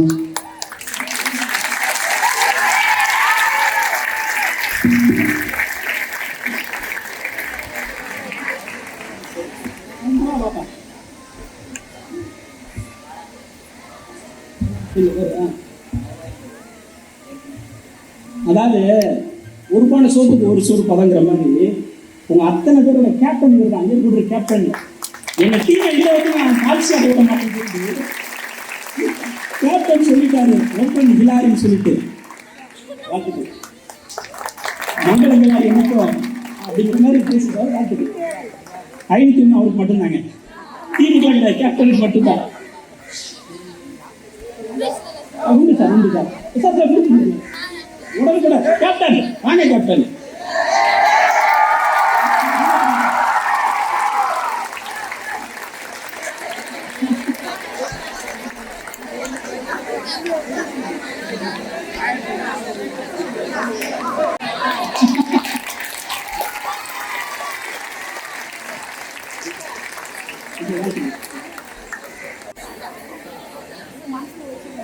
எவரெஸ்ட்ல ஏறினால பார்த்தீங்க, கேப்டன் பார்த்தீங்க. இப்ப 1953 நோட் பண்ணீங்க. திரும்ப இந்த என்னைக்கு டேட் கேட்பேன், அதுக்கு ஒரு 501 இருக்குது. 1953 மே 29 2 பேர் எவரெஸ்ட் சிகரத்தில் ஏறினாங்க. எத்தனை பேர்? 2 பேர். ஒன்று எட்மண்ட் ஹிலாரி. திரும்பவும் கேட்பேன், அதுக்கு 501 இருக்கு. பேரை சொல்லிட்டேன், கொஸ்டின் முடிவு சொல்லியாச்சு. எட்மண்ட் ஹிலாரி அவர் நியூசிலாந்து நாட்டை சேர்ந்தவர். அடுத்து டென்சிங் நார்கே அவர் நேபாளி. சரியா? இதுல எட்மண்ட் ஹிலாரி நியூசிலாந்து வர்றாரு. உலகத்தின் உயர்ந்த சிகரம் எவரெஸ்ட்னு நம்ம படிச்சுக்கிட்டே இருக்கிறோம். அவரும் அது மாதிரி படிச்சுட்டு இதுவரைக்கும் எவரெஸ்ட் சிகரத்தில் யாரும் உயர்ந்த இடத்தில் ஏறவில்லை, நான் உலகத்தின் உயர்ந்த இடமா இருக்கக்கூடிய எவரெஸ்ட் சிகரத்தில் ஏற போயிருந்து சொல்லி பெரிய ஆசையோடு வேட்கையோடு வந்து இறங்கிட்டார். இறங்கினா உடனே போய் அவருக்கு அந்த ஊருக்கு புதுசு, எவரெஸ்ட் சிகரத்தை பார்க்கலாம், ஏறணும், ட்ரைனிங் எடுக்கணும்ல. அதுக்காக உள்ளூரில் இருக்கக்கூடிய ஒரு நேபாளி, அவர் டென்சிங் நார்கே. அந்த டென்சிங் நார்கே தான் கைடு. அவர் கூட்டிகிட்டு போயிட்டு டெய்லி ஏறிட முடியாது, ஆக்சிஜன் கம்மியாக இருக்கும். ஒரு 10 நாள் வந்து ட்ரைனிங் எடுத்துக்கிறாங்க, டெய்லி 1 கிலோமீட்டர் 2 கிலோமீட்டர்னு. அந்த எட்மண்ட் ஹிலாரி நியூசிலாந்துக்காரரை உள்ளூரில் இருக்கிற டென்சிங் நார்கே கூட்டிகிட்டு போய் ட்ரைனிங் எடுக்கிறாங்க. 10 நாள் 15 நாள் ஆச்சு. ஒரு டேட் ஃபிக்ஸ் பண்ணியாச்சு, இந்த தேதியில் எவரெஸ்ட் சிகரத்தில் ஏறுறது. அன்னைக்கு எவரெஸ்ட் சிகரத்தில் ஏறுறதுக்கு அன்னைக்கு காலையில் 7 மணிக்கு நியூசிலாந்து நாட்டை சேர்ந்த எட்மண்ட் ஹிலாரி டென்சிங் நார்கே சொந்த உள்ளூர்காரர் வீட்டுக்கு போகிறாரு. போயிட்டு காலையில் 7 மணி போயிட்டு நார்கேன்னு கதவை தட்டுறாரு. டென்சிங் நார்கே கதவை. உடனே ஐயா வந்துடுறேன்னு சொல்லிட்டு ஒரு ஜோல்னா பையை போட்டு வீட்டில் அவங்க ஒய்ஃப்கிட்ட சொல்லிட்டு வரம்மா, ஐயா கூட 10 நாள் மலை ஏற போட்டோமா, 10 நாள் அவன் பிள்ளைய பார்த்துக்கோ, குடும்பத்தை பார்த்துக்கோ சொல்லிட்டு அவர் வீட்டில இருந்து ஒரு ஸ்டெப் வைக்காரு. வீட்டுக்குள்ள இருந்து அவர் பொண்ணு பெயர் நீமா. பொண்ணு பேர் என்ன? நீமா. 5 வயசு குழந்தை வேகமா ஓடி வருது. ஓடி வந்து அப்பா இந்தாப்பான்னு சொல்லிட்டு, அது பிஞ்சு கை 5 வயசு குழந்தை. அந்த 5 வயசு கையில கொஞ்சம் கூட ஸ்வீட் எடுத்து வந்து கொடுக்கு. நம்ம ஊர்ல அதிரசம் பூந்தி பண்ற மாதிரி அந்த நேபாளில் பண்ற அந்த ஊர்ல இருக்கக்கூடிய பூந்தியோ அதிரசம் எடுத்து வந்து ஒரு பேப்பர்ல மடிச்சு அப்பா இதை கையில வச்சுக்கோன்னு கொடுக்குது அந்த 5 வயசு நீமா. அடுத்து என்ன பண்ணுது? வீட்டுக்கு ஓடி போயிட்டு திரும்ப ஒரு பேனாவை எடுத்துட்டு வருது. பேனாவை எடுத்துட்டு வந்து அப்பா கையில கொடுக்குது, அப்பா இதையும் வச்சுக்கோன்னு சொல்லிட்டு. எதுக்குடான்னு கேட்டீங்கன்னா, நமக்கு அது எவரெஸ்ட் சிகரம். உள்ளூர்காரங்களுக்கு அந்த எவரெஸ்ட் சிகரம்ங்கிறது நம்ம ஊர்ல எப்படி திருப்பதி மலை எப்படி நமக்கு சாமியோ, சோழிங்கர் மலை எப்படி சாமியோ, அது மாதிரி அந்த உள்ளூர் மக்களுக்கு எவரெஸ்ட் சிகரம் என்பது குலுமாங்கோ என்று சொல்லக்கூடிய அழைக்கக்கூடிய எவரெஸ்ட் சிகரம் அது கோயில் மலை மாதா. நமக்கு சிகரம். அந்த பொண்ணு என்ன பண்ணுது? 5 வயசு குழந்தை, அப்பா நீ கோயிலுக்கு போற, மலைக்கு போற, மலை மாதாவுக்கு இது காணிக்கையா வச்சுன்னு சொல்லிட்டு அந்த 5 வயசு குழந்தை நீமா தன் கையில அந்த இனிப்பையும் ஒரு பேனாவை எடுத்து கொடுத்து விடுது. உடனே ஜோல்னா பைக்கில் வச்சுட்டு போறாங்க. ஆக்சிஜன் கம்மியா இருக்கு. உலகத்தின் முதலாக அந்த உச்சிக்கு ஏறாங்க. கடைசி கடினமான படிகளை தாண்டி உலகத்தின் உயர்ந்த இடத்திற்கு போனவனையும் எட்மண்ட் ஹிலாரி மேலே கீழே குதிக்கிறான். உலகத்தின் முதலாக நான் தான் அச்சீவ் பண்ணியிருக்கேன், நான் தான் சாதனை படைத்து விட்டேன், உலகத்தின் முதல் நபர் நான் என்று சொல்லி அவன் ஆனந்த கூத்தாடுறான். அந்த பணிக்குள்ள அங்கிட்டு ஓடுறான், அங்கிட்டு ஓடிக்கிட்டு சந்தோஷத்துல இருக்கான். ஆனா கூட போன நேபாளி டென்சிங் நார்கே இவனுக்கு ஒண்ணு கிடையாது. இவன் ஊர் கோயில் அவனுக்கு, அவனுக்கு தான் உலக சாதனை. இவன் என்ன பண்றான்? அவன் அங்க போய் தையா தக்கம் கூச்சிக்கிட்டு இருக்கான் மகிழ்ச்சியில. இவன் பைக்கை விட்டு துளாவிக்கிட்டு இருக்கான். யாரு? நம்மால் டென்சிங் நார்கே, உள்ளூர் நேபாளி. என்னடானா, தன் மகள் கொடுத்த அந்த இனிப்பையும் தன் மகள் கொடுத்த பேனாவையும் எடுத்து அந்த பனிக்கட்டியை தள்ளி ஒதுக்கிட்டு உள்ள வச்சு, ஆத்தா நல்லபடியா அவன் புள்ள வந்துட்டேன் அப்படி சொல்லி வச்சுட்டு அந்த இனிப்பையும் மகள் கொடுத்த பேனாவை மூடி வச்சுட்டு நன்றி ஆத்தான்னு சொல்லிட்டு மலையை விட்டு கீழே இறங்கி வந்துட்டான். இன்றைக்கு உலகத்தின் உயர்ந்த இடம் எது என்று கேட்டால் எவரெஸ்ட் சிகரம் என்று சொல்லி வரலாறு சொல்லுகிறது. இதுதான் உண்மை. ஆனால் இந்த உயர்ந்த இடத்தில் தெரிந்தோ தெரியாமல் முதலில் சென்ற மே 29, 1953 சென்ற டென்சிங் நார்கேவும் எட்மண்ட் ஹிலாரியும் உயர்ந்த இடத்தில் எதை வைத்து விட்டு வந்திருக்கான் என்று சொன்னால் பேனா என்று சொல்லக்கூடிய எழுதுகோலைத்தான் உலகத்தில் உயர்ந்த இடத்தில் வைத்து விட்டு வந்திருக்கிறார். எழுத்தறிவித்தன் ஏந்த இறைவன் என்பது போல இன்றைக்கு என்னும் எழுதுகோளும் தெய்வம் எழுத்தும் தெய்வம் என்று பாரதி சொன்னது, திருமணவன் பாரதி சொன்னது போல உலகத்தின் உயர்ந்த இடத்தில் இன்றைக்கு இருப்பது எது என்று சொன்னால் கல்வி. அந்த கல்வி உயர்ந்த இடத்தில் அவர்களை வைத்திருக்கின்ற காரணத்தில்தான் ஒரு சத்திரப்பட்டி பள்ளியிலே படித்த அரசு பள்ளியிலே படித்த மாணவர் உங்களுக்கு முன்னால் நின்று கொண்டிருக்கின்றேன். உங்கள் பள்ளியிலே படித்து அரசு பள்ளியிலே மங்களங்களால் பெயர் சொல்லக்கூடிய வகையிலே படித்த எங்கள் பெருமகனார் ஐயா குப்புசாமி அவர் சொன்னார் எங்களை பற்றி, இவர்கள் உயர்ந்த பதவி என்று சொல்லி. ஒரு விஷயம், இன்னைக்கு ஐயா 2 பேரும், ஐயா கண்ணப்பன் ஐயாவும் குப்புசாமி ஐயாவும் தமிழ்நாட்டில் இருக்கக்கூடிய இங்க ஒவ்வொரு பள்ளியிலும் எப்பொழுது எங்க பள்ளிக்கு வருவீர்கள் என்று சொல்லி ஒவ்வொரு சிஓவும் டிஓவும் தமிழ்நாட்டில் இருக்கக்கூடிய 234 தொகுதியில் இருக்கக்கூடிய அத்தனை பள்ளி நிர்வாகிகளும் உங்களுக்காக காத்துக் கொண்டிருக்கிறார்கள். அதில் குறிப்பாக என்ன சொல்லி கேட்டீங்கன்னா, ஒரு முடிச்சுக்கிறேன் நான் அதுக்கப்புறம் ஐயா பேசணும் அவரு முடிச்சுக்கிறேன். சின்ன பிள்ளைலாம் பார்த்தீங்கன்னா கவர்மெண்ட் ஸ்கூலு திடீர்னு பார்த்தீங்கன்னா எச்எம் வருவாங்க, கிளாஸ் டீச்சர் வராங்க, நாளைக்கு டிஓ வராருப்பாங்க. அதுக்கு நாங்கள் என்னங்க பண்ணணும், குடிச்சிட்டு வாங்க, அந்த திரும்ப குடிச்சிட்டு வாங்க. எல்லாம் ஒட்டடை அடிச்சு வச்சிருப்போம். காந்தி போட்டோ, அம்பேத்கர் போட்டோ, நேரு போட்டோலாம் மாட்ட வச்சுருவாங்க. கரெக்ட் தானே? இங்கே எப்படின்னு தெரியல, எங்கள் ஊர்லேயும் அந்த காலத்தில் அப்படித்தான்.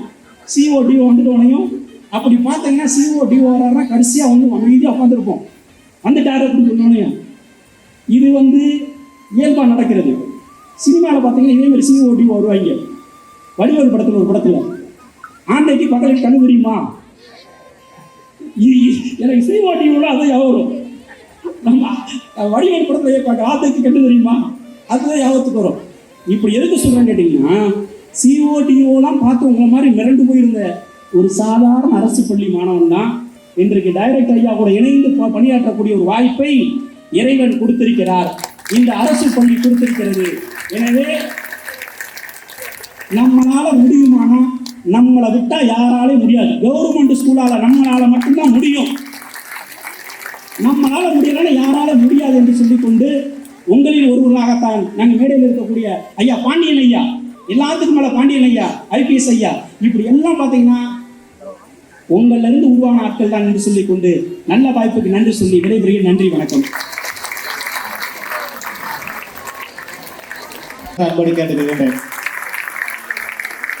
ஐயா வந்த உடனே நான் பார்த்துட்டு சரி கோட்டு சுட்டெல்லாம் போட்டுக்கிறாரு மனுஷன், சரி இங்கிலீஷ் தான் பேசுவார் அப்படின்னு சொல்ல வேண்டியதா இருக்குது. என்ன மாதிரி ஒரு செய்தி அப்படியே தேன் போல இனித்தது. அது மிகை கிடையாது, நான் சொன்னது மிகை இல்லை. அதனால நீங்க கரவொலியை வேகமா எழுப்புங்க. ஐயா நார்வே பென்சில் பத்தி சொல்றாரு, ஹிலாரி பத்தி சொல்றாரு, கடைசியா சொன்னார் பாருங்க, உலகத்தினுடைய உச்சக்கூடிய இமயமலையில் வைக்கக்கூடிய தகுதி படைத்த எழுதுகோள்கள் யாரையில் இருக்கிறது, உங்களிடம் இருக்கிறது, அதை வைத்துக் கொள்ளுங்கள். ஐயாவை பார்த்தோன்னே ஆங்கிலத்தில் பேசுவார். என்ன பண்ணாங்கன்னா, தமிழை கடற்குள்ள கோட்டு போட்ட பாரதி போல சும்மா கலக்கிட்டார் ஐயா. அவருக்கு மீண்டும் ஒரு நன்றி தெரிவித்துக் கொண்டு, எவ்வளவு சொன்னாலும் தமிழை கடல் போல குடித்திருக்கிறாரு. தமிழ் அப்படியே அருவி போல வருது, மகிழ்ச்சியாக இருக்கிறது. அடுத்ததாக 10 மற்றும் 12 மாணவர்கள் முதல் 3 இடம் பிடித்த மாணவ செல்வனுக்கு ஐயா அவர்களுடைய பொற்கரங்களால் தனது பொற்கரம் திரு விபிஆர் இளம்பரிதி ஐயா அவர்கள் மாநில தகவல் ஆணையர் அவர்கள் தனது பொற்கரங்களால் பரிசுகளை வழங்கியிருக்கிறார்கள். நன்றி. இங்கிலீஷ்லயும் ஃபர்ஸ்ட் ரேங்க், சோசியம் 4 பரிசுகள் அவருக்கு. கரவொலியை நல்லா வேகமா எழுப்புங்க. அன்பான மாணவ செல்வன் டில்லி கணேஷ், எப்பா டெல்லி வரைக்கும் உன் பேர் புகழ பாருப்பா. டெல்லி கணேஷ், டெல்லி வரைக்கும் உன புகழ் இருக்குப்பா. மகிழ்ச்சி மகிழ்ச்சி மகிழ்ச்சி. அடுத்து 10ஆம் வகுப்பு 2ஆம் இடம் யுவராஜா, 500க்கு 476 மதிப்பெண்கள் பெற்ற யுவராஜ் அவர்கள் மேடைக்கு வருமாறு அவர் தாய்மொழியாம் தமிழ் மொழி. அடுத்ததாக சந்தோஷ் பி, சந்தோஷ், சந்தோஷமா பாப்பா, சந்தோஷமா பாப்பா, சந்தோஷமா பாப்பா. சந்தோஷ் அவர்கள் 3ஆம் இடம் 476 மதிப்பெண்கள் 500க்கு. இந்த ஆசிரியர் பெருந்தகைகளை இந்த நேரத்தில் நாங்கள் அன்போடு மகிழ்ச்சியோடு பாராட்டுகிறோம். அடுத்ததாக அரசு ஆண்கள் மேல்நிலைப் பள்ளி 12ஆம் வகுப்பு போதிராஜன் அவர்கள் 600க்கு 522 மதிப்பெண்கள். அவர்கள் போதி தர்மனை போல போதிராஜன் அவர்கள் பிசிக்ஸ்ல ஃபர்ஸ்ட் 2 பரிசு வாங்கியிருக்காரு. போதிராஜன் அவர்கள் பாய் சைடு கரவொலி கம்மியா இருக்குது, அடுத்த வருஷம் வாங்க போறாங்க. இன்னும் கொஞ்சம் வேகமா கேம் சைடு இன்னும் வேகமா இருக்கணும். இங்கிலீஷ் மற்றும் மேத்ஸ் அருமையான ஒரு மாணவ. அடுத்ததாக 12ஆம் வகுப்பிலே 3ஆம் இடம் படித்த அருமையான மாணவ செல்வம் வசந்த் என்றால் அழகு என்று அர்த்தம். இவரும் அழகாக தான் இருக்காரு. வேகமா கைக்கிறது பார்க்கலாம். அந்த மாணவ இவ்வளவுதானா? நன்றி நன்றி நன்றி. அடுத்ததாக அன்பான மாணவ செல்வங்களே, அரசு மகளிர் மேல்நிலை பள்ளியினுடைய முதல் 3 இடங்களை பிடித்த மகிழ்ச்சி மகிழ்ச்சி மகிழ்ச்சி.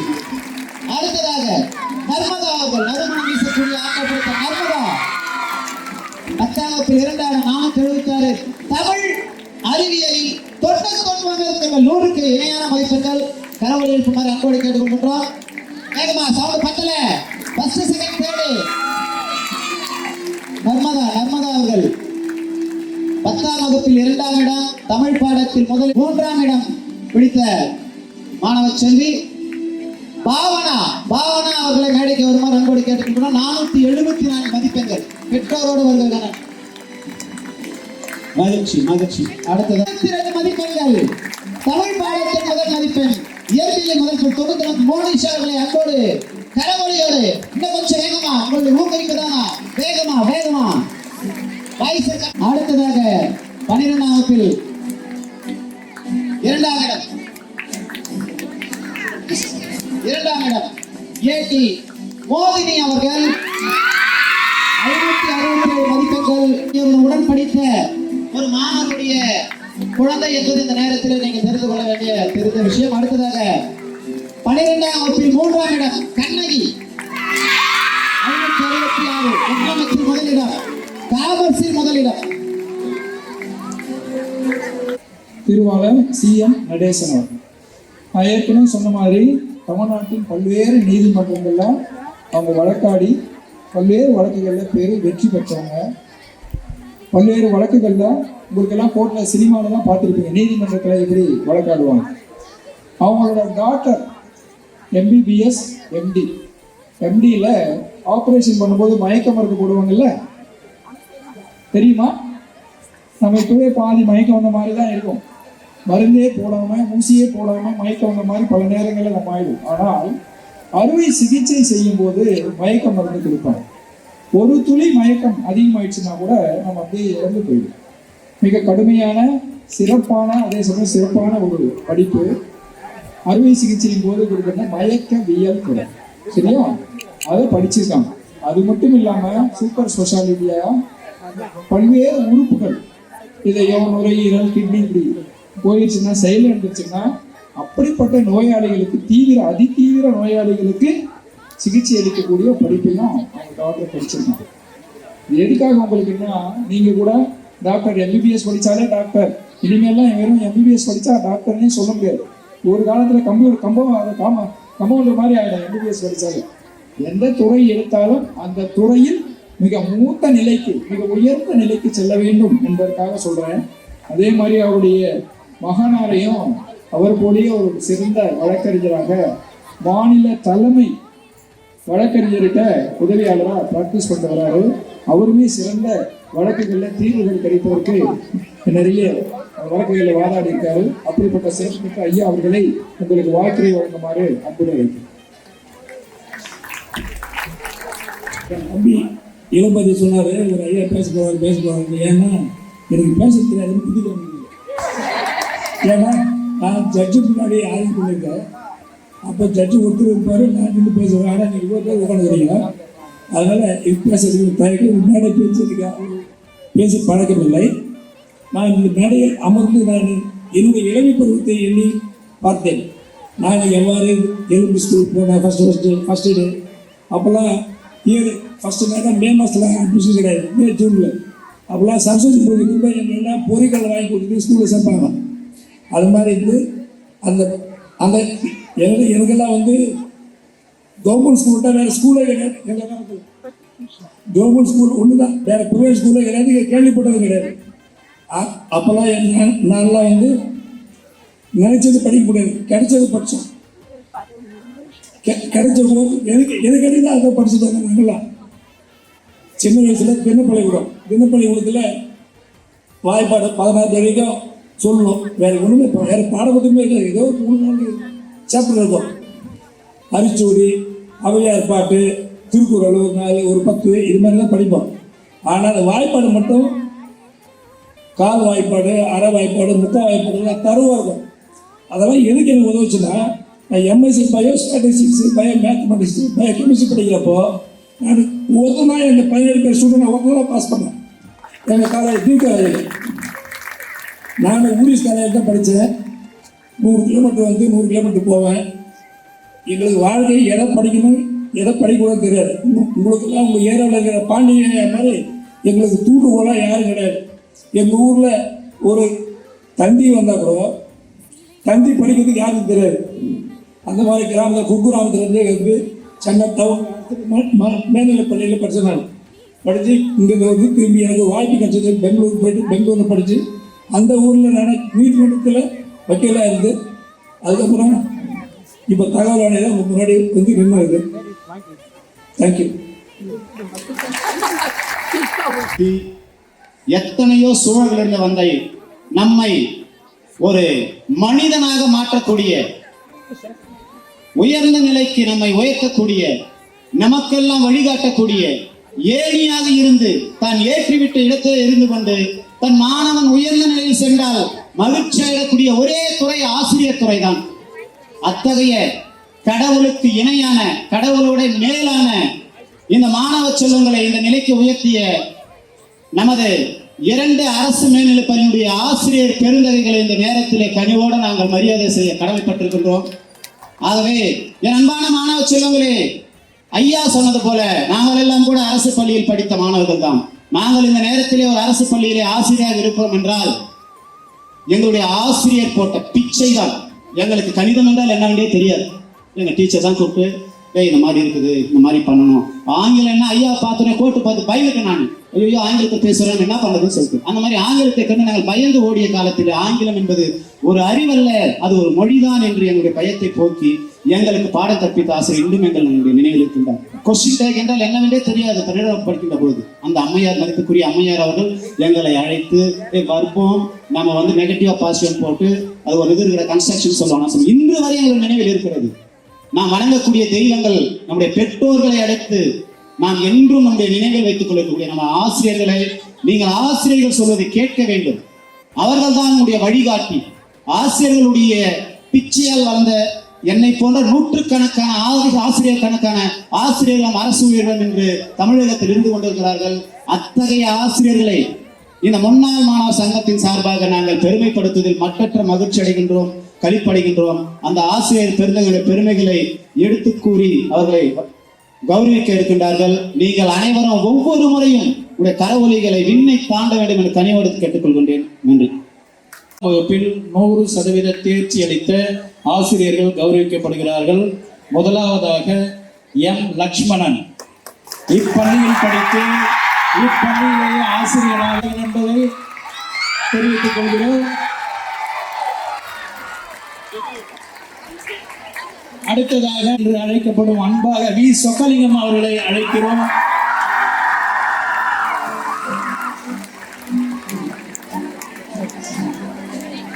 அடுத்ததாக 12ஆம் வகுப்பில் 100% தேர்ச்சி அளித்த ஆசிரியர்களை கௌரவிக்கிறோம். பயாலஜி பாடத்தில் 100% தேர்ச்சி அளித்த பாடும் நிலா பாடும் பறவை எஸ்பிபி, மறைந்தாலும் இவருடைய குரலில் நாம் எஸ்பிபியை பார்த்து கொண்டிருக்கிறோம். அடுத்ததாக இப்பள்ளியில் பயின்று இப்பள்ளியிலேயே ஆசிரியராக பணிபுரியும் ஆண்டுதோறும் 100% தேர்ச்சி அளித்துக் கொண்டிருக்கிற அன்பு சகோதரர் செந்தில் குமார், கம்ப்யூட்டர் சயின்ஸ். அடுத்தது 2 பாடத்தில் 100% தேர்ச்சி வழங்கியுள்ளார் எம்ப்ளாய்மெண்ட் சிங் பிஎம்இ.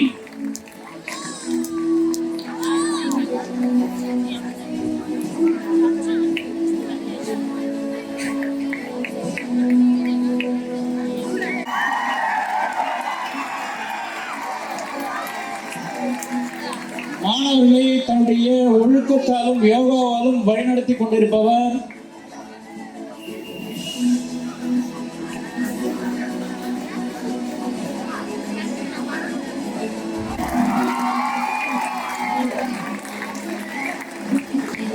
அடுத்ததாக 10 மற்றும் 12ஆம் வகுப்பில் நல்ல நிலையில் தேர்ச்சி அடைய பாடுபட்ட இப்பள்ளியின் தலைமை ஆசிரியர் மாவட்ட கல்வி அலுவலராக பொறுப்பேற்றிருப்பதால் அடுத்ததாக பெண்கள் பள்ளியில் 100% தேர்ச்சி அளித்த 10ஆம் வகுப்பு ஆசிரியர்கள் கௌரவிக்கப்படுகிறார்கள். திருமதி ஆர் யசோதா, தமிழ் பாடத்தில் 100% தேர்ச்சி.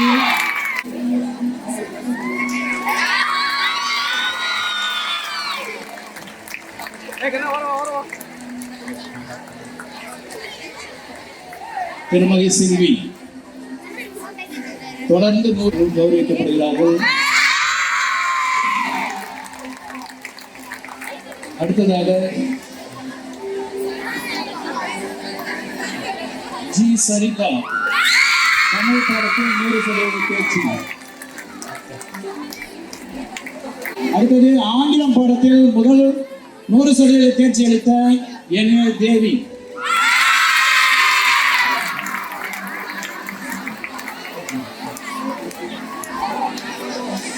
அடுத்ததாக ஆங்கிலம் பாடத்தில் 100% தேர்ச்சி அளித்த எஸ். தாமரை. அடுத்ததாக கணிதம் பாடத்தில் 100% தேர்ச்சி அளித்த திரு என். பாபு.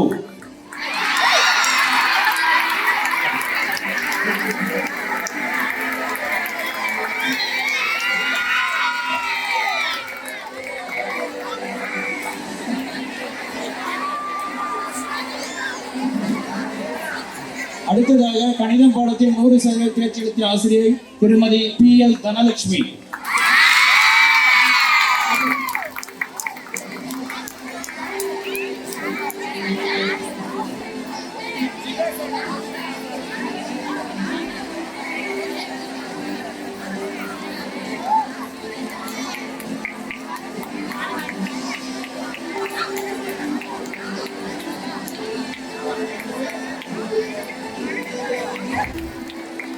அடுத்ததாக என்னுடைய பள்ளி தோழி சமூக அறிவியல் பாடத்தில் 100% தேர்ச்சி அளித்த ஆசிரியை திருமதி ஏ. மலர்விழி.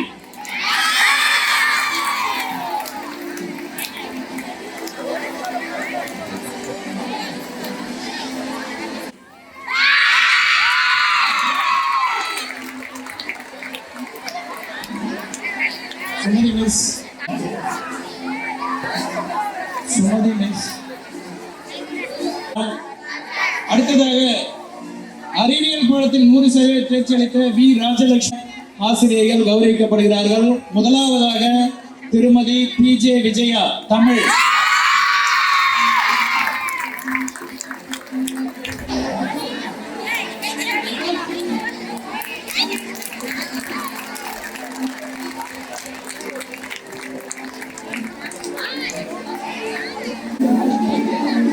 உமா மகேஸ்வரி அடுத்ததாக கணிதம் பாடத்தில் 100% தேர்ச்சி.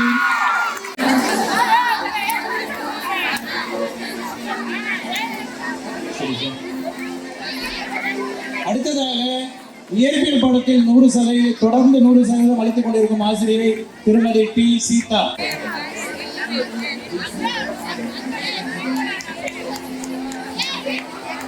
மதிப்பு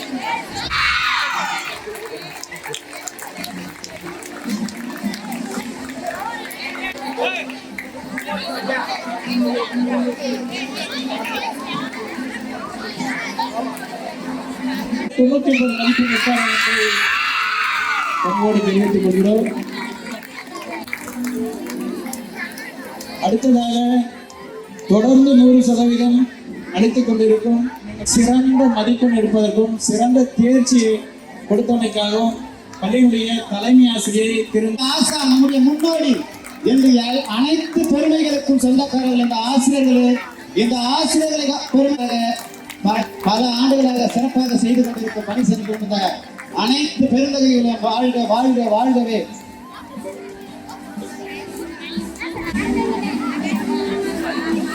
வருகை கொண்டிருக்க சிறப்பு ஆசிரியர்கள் கவியரசு மற்றும் இறையர்கள் ஐயா.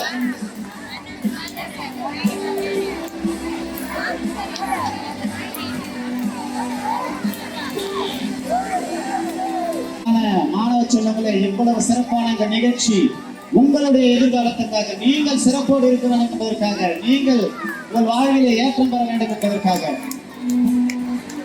மாணவ மாணவிகளுக்கு மதிய உணவு ஏற்பாடு செய்யப்பட்டிருக்கிறது. அவர்கள் மதிய உணவு தற்பொழுது வருகை கொண்டு எங்களை எல்லாம் மற்றற்ற மகிழ்ச்சி. ஜி. செல்வம் 1000 ரூபாய். மணி ஐயா ஆசிரியர் அவர்கள்.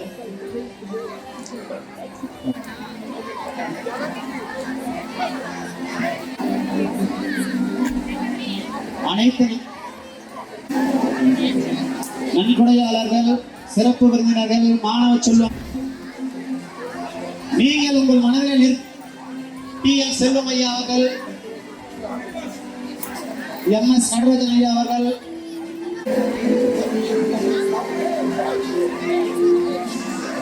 அவர்களுக்கு பல்வேறு தரப்பினரிடமிருந்து மரியாதை செய்யப்படுகின்றன. இந்த நிகழ்ச்சிக்கு வருகை புரிந்து பல்வேறு விதமான ஸ்கவுட் ஜேஆர்சி அவர்களை மேடைக்கு வருமாறு அன்போடு கேட்டுக்கொள்கிறோம்.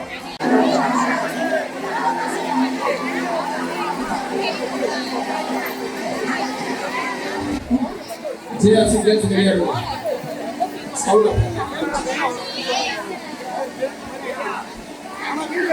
ஓகே ஸ்கவுட் ரெடியா? ஸ்கவுட் பாய்ஸ் ரெடியா? ஆமா. Okay okay move please. அப்படியே அந்த சைடு.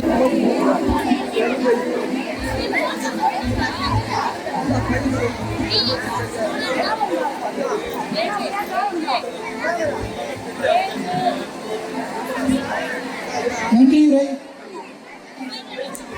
ஒரு 2 நிமிஷம்.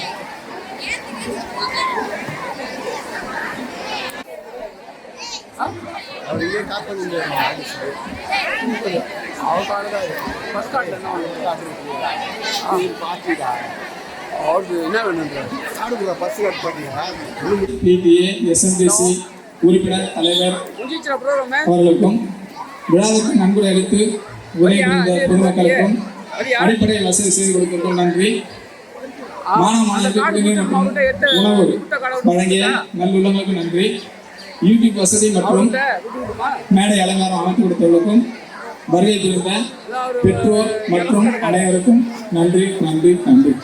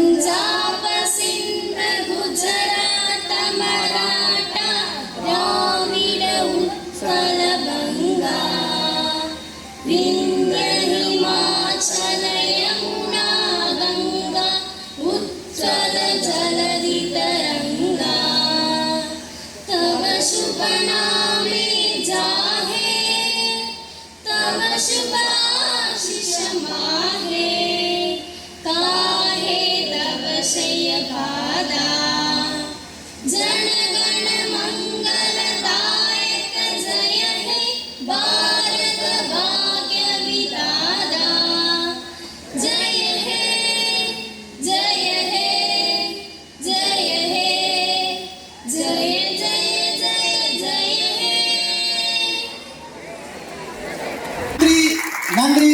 அவர்களுடைய தங்களுடைய நேரத்தினை நமக்கு ஒதுக்கி வந்திருக்கிறார்கள். அனைத்து மாணவ செல்வங்களுக்கும் இனிமையான சுவையான மதிய உணவு ஏற்பாடு செய்யப்பட்டிருக்கிறது.